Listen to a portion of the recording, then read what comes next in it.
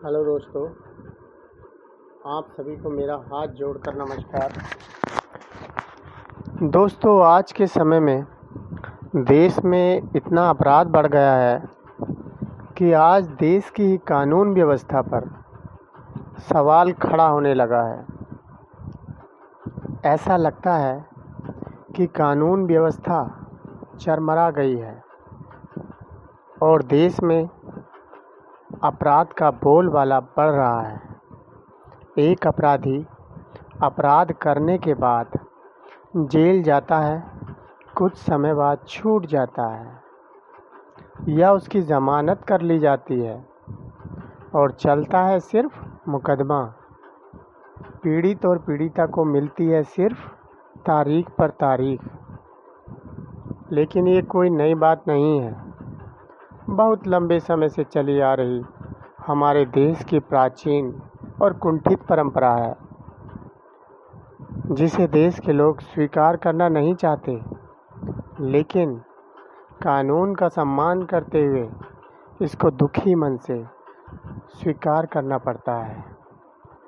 और वह अपराधी जेल से छूटने के बाद या उससे प्रेरित होकर नए लोग एक और जघन्य अपराध की घटना को जन्म देते हैं और इस तरह से कानून की नाक के नीचे अपराधों का बोलबाला चलता रहता है।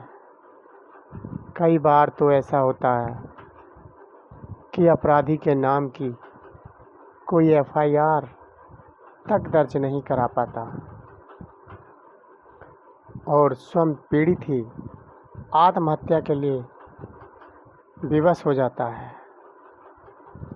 और यदि प्रयत्न करने पर उसके खिलाफ एफआईआर हो भी गई तो या तो केस बंद कर दिया जाता है या फिर उसको उसके अपराध की उचित और एक समय सीमा में सज़ा नहीं मिल पाती, जिससे भी कहीं ना कहीं आए दिन देश में अपराध बढ़ते रहते हैं। देश के कानून में बदलाव की बात तो बस आम सी हो चुकी है। हमारे देश के कानून में धारा आईपीसी और सीआरपीसी के तहत दंड संहिता का प्रावधान है, जो कि 18वीं सदी के बने हुए हैं और देश आज़ाद होने के बाद 1973 में इनको लागू किया गया और 1974 में इनके पालन हेतु संज्ञान में लाया गया था। मैं ये नहीं कहता कि देश के कानून के आपराधिक मामलों में कोई बदलाव नहीं हुआ है। ये समय समय पर हुआ तो है, लेकिन उस रफ्तार से नहीं हुआ जिस रफ्तार से देश में अपराध बढ़ रहे हैं। आज भी देश में विधायक और सांसद जनता के द्वारा चुनकर बनते हैं, लेकिन उसके बाद उनका संपर्क जनता से टूट जाता है। या तो राजनीतिक पार्टियों का उन पर दबाव बना रहता है या फिर वो स्वयं जनता के अधिकारों से उनको कभी अवगत नहीं कराते हैं और ना ही स्वयं स्वतंत्र होकर देश की जनता के लिए कार्य करते हैं। इन सभी को ध्यान में रखकर और साथ ही देश में बढ़ते हुए आर्थिक अपराधों को रोकने के लिए देश के कुछ अधूरे कानून में नए सिरे से बदलाव की ज़रूरत है, ताकि कोई नाबालिग अपराधी हो या जानबूझकर अपराध करने वाला मंझा हुआ अपराधी, वह 1000 बार सोचे अपराध करने से पहले। और यदि अपराध हो भी जाए तो पीड़ित और पीड़िता को उचित न्याय मिल सके, ताकि देश का कानून पर विश्वास बना रहे।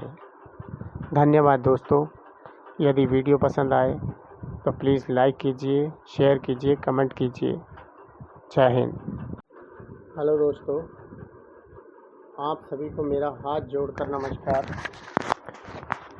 दोस्तों, आज के समय में देश में इतना अपराध बढ़ गया है कि आज देश की ही कानून व्यवस्था पर सवाल खड़ा होने लगा है। ऐसा लगता है कि कानून व्यवस्था